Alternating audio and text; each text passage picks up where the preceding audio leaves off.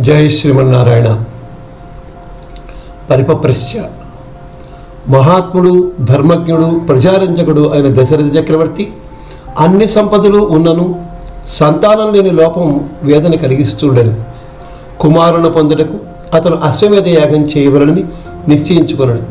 మంత్రులతో ఆలోచించి పెద్దవాడకు సుమంత్రులను పిలిచి గురువులను, పురోహితులను అందరినీ పిలవమని ఆదేశించాను. సుమంత్రుడు అందరినీ ఆహ్వానించాను. సుయజ్ఞుడు, వామదేవుడు, జాబాలి, కాశ్యపుడు, ప్రధాన పురోహితుడు వశిష్ఠుడు మొదలగు అందరూ రాజ్యసభకు వచ్చారు. దశరథుడు వారితో తన మనస్సులోని అభిప్రాయాలు చెబుతూ, నాకు ఇంతవరకు పుత్రుడును చూసడి ఆనందం లభించలేదు. అందుకే అశ్వమేధ యాగము చేయగోరుచున్నాను.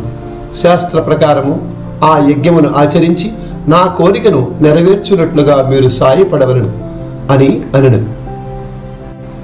జై శ్రీమన్నారాయణ.